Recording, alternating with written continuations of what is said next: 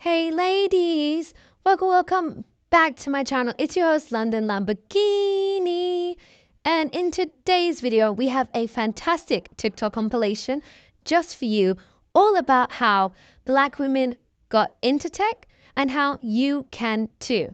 Personally, I come from a family where everyone in my family is in tech and everyone in my family has a corporate job. But not everyone is like me, and not everyone has that network that they can access to leverage to get a job or have someone on the inside to know what it's like. That is why I'm making this video. It is so important for Black women to build as much generational wealth as they possibly can, because all the wealth in the world comes from us anyway. So it's only right that we reap the benefits of it. And yes, I know you can't get rich from a 9-to-5 job, but you can use that income to set yourself up for success, early retirement, start a side business, start your own thing, and use the skills you learn on the job to build the future. So sit back, take notes, enjoy the video, and don't forget to like, comment, and subscribe. If you're underqualified for a job, I want you to apply anyway, because this is how I landed a 6-figure job, total comp, on my first go. This story is actually really crazy. Every time I tell this to people, they're like, what in the world? Mind you, this is not some dingy startup that called me. This is a Fortune 500 company. And they had a job listing for an IT analyst in their cybersecurity department. The requisite was 10 years of experience, and the pay range was $70,000 to $140,000. But yeah, I just was applying to like a bunch of jobs. I saw the job description, I paid it no mind, and I was like, I'm gonna apply anyway, because who knows? You never know. And yeah, like I'm depressed as hell in my basement because I'm like, I didn't get into law school. What am I gonna do now, right? And this guy calls me. The CTO of the company called me, and he's like, hi, we saw your application for this role. And I was applying to a bunch of jobs. So I was like, what are you talking about? And he was like, yeah, like you applied for this. And I'm like, okay, give me 1 second. So I'm looking through my emails and I find the job description. I was like, oh yeah, I did apply to this like a couple months ago. He literally asked me one question. Like our interview was one question. He goes, can you tell me about, like, when you get on the internet, I want you to tell me about like all the protocols involved in, you know, sending out a request, like what you put in the URL, what happens on the back end, and how you get to a web page. And I was like, okay. I just started my program, so I was like, okay, here we go. And he's like, okay. He's like, we're gonna look through other applicants and then we'll call you back. 2 days later, bro, they call me back and they're like, yeah, we can pay you $80K plus $20K in stock. And I was like, are we gonna have a interview? We have an interview. Are we not gonna interview? And he was like, that was the interview. There are all these companies that I spoke to, or I did 2 rounds, 3 rounds of interviews for their jobs, right? So you guys are giving me an offer, and I'm straight up, I'm like, we didn't have an interview. And he's like, I know. And I'm like, okay. He's like, we can train you. That's it. That's literally like, this man literally changed my life. Like, oh my God. The biggest thing to note is that HR is your enemy. HR is the one that finalizes these job posts, and they don't really even know what they're looking for a lot of the times. They, you know, when you interview, you're not talking to HR. You're talking to the hiring team. They are the ones assessing your skills, but they are not the ones finalizing the job descriptions. So you need to apply anyway. Apply anyway. Let's talk about tech. Let's get you into the tech industry doing a non-technical tech role so that you are still making tech money. So many people are asking the question as of late, how do I get into tech? People want to break into tech. People know about tech money. They hear about it. There's Black Tech Twitter, follow the hashtag. And people want to experience tech, but they don't know how to hack, they don't know how to code, they're not programmers, they're not cybersecurity analysts, and they're not trying to be, and that's okay. Neither am I, and I work in tech. I'm a consultant for tech companies that help people break into tech, and all you need to do is apply to non-technical tech roles. I have a client who has a receipt here. They got a job in ed tech with a big tech company. If you're an educator, you can do ed tech. Let's look at the next receipt. There's biotech, biology and tech. And there's fintech, that is finance tech. If you're not into any of these subgenres, do social media in tech. All right, I'm gonna share with you guys my #1 tip for how I got my job in the tech industry straight out of college. If this isn't helpful for you, feel free to take it with a grain of salt, but I have given this tip to so many people, and someone else told this to me, and it's been extremely helpful as I've gone throughout my career and interviewed for other jobs as well. Okay, so the first thing that you're going to do is print the job description out, okay? Once you have a printed copy of the job description, you're going to write hypothetical questions that correlate to every single bullet point on that job description. Usually you can also find simple sample interview questions for skills match interviews, behavioral interviews, case interviews, of the latter. And you're going to write down every single possible question that you can think of that correlates to that specific job description. Okay, so once you have your new list of potential questions that they may ask you, I had about 10 to 15. You will literally go to your resume, CV, whatever, and write down potential responses for every single question that you can think of.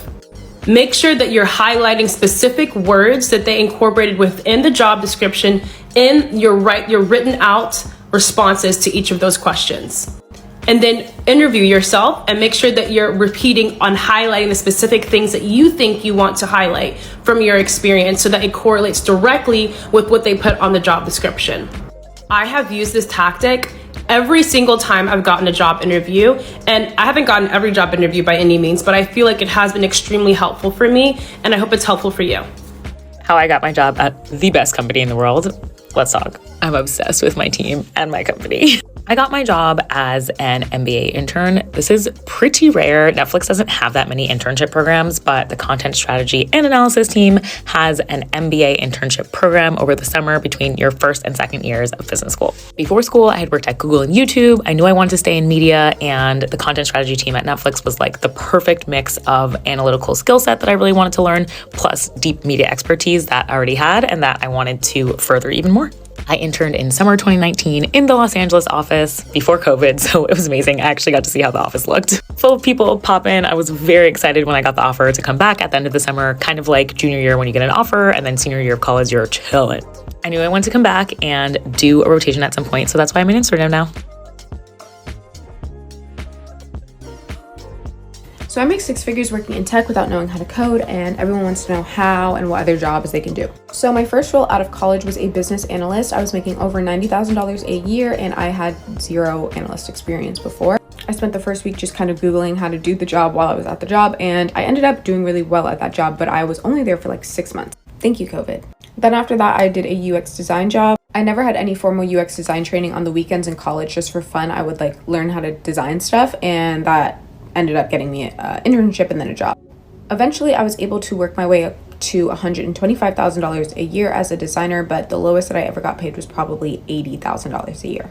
And huge tip, know how to negotiate. I personally think I'm a master negotiator when it comes to jobs, but it's crazy how much money people gyp themselves out of. And now I'm at my current role as a product manager. And another job that I would look into, and if I wasn't a PM, I would do this, is a Scrum Master. Look into that one. There you go. Bye. So honestly, I didn't do a whole lot of research. I looked up some non-technical tech jobs on TikTok and literally just went to LinkedIn and searched, so I knew what they were. And I kind of narrowed them down by what my qualifications matched up with and what I could see myself doing. And that's kind of how I found the world of like operations, logistics, customer success, like things like that. It's a lot of support roles in tech that pay very well, where you can still get to take benefits without having like a technical certification. So I definitely say just look up and compare your resume and your experience with something you would be interested in doing, and just literally do the research that way. But I basically utilized like TikTok and LinkedIn mostly. Like it wasn't anything super special. I didn't use like programs or like any special job board. LinkedIn for me is where it's at with the tech jobs. Like that's where I did my research. So hopefully you can see some good stuff out there, because it is. Yes, ma'am. You do. You qualify, babe. You have a lot of client-facing and client-focused work experience, so I would definitely try to get your foot in the door through some client-facing roles within tech. So that's operations, anything on the support side, onboarding. You could be an onboarding specialist. That's literally probably what you do all day, every day. But yes, you have the experience, babe. But what does that resume look like? What does it look like, Miss Mamas? Because it better paint a picture of what you do. But that's an easy transition. You qualify. I keep telling y'all, don't disqualify yourselves, because you got the experience and you have the talent. Let's get into tech, Miss Mamas. How I got into tech with no degree. So I just finished work, so this is how I did it. I have to be really quick because I have to go, but first thing I did was research software engineering. So you can research something in tech like business analyst, project management. Then I learned a new skill, which was coding. Signed up for a coding bootcamp, started coding my projects, set up a GitHub and a portfolio, and with those things I then started to apply for jobs. So yeah, I basically showed that I could do the job without a degree. So that's how I did it. If you want more tips, then watch my other videos, or I can go into more details. So yeah.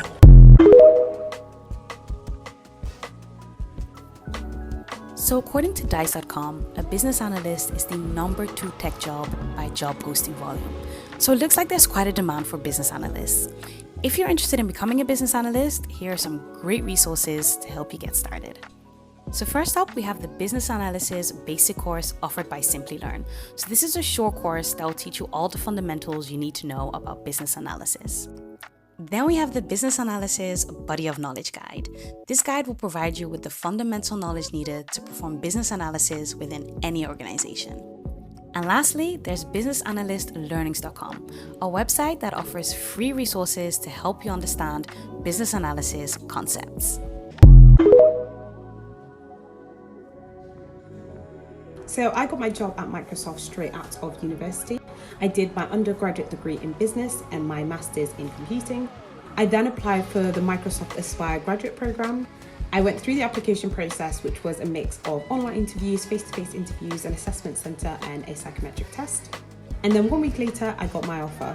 Let me know if you got any more questions. So thank you so much for tuning into this video, and thank you so much to everyone who has subscribed to this channel. I have officially surpassed 1,000 subscribers, and it is all because of all of you. I cannot thank you enough. But let me know in the comments, what job titles are you currently researching, or any other plans that you have relating to breaking into the industry. And remember, check back in every day for a new video on how you can upgrade your health, wealth, and relationships by turning information into action. See you in the next video.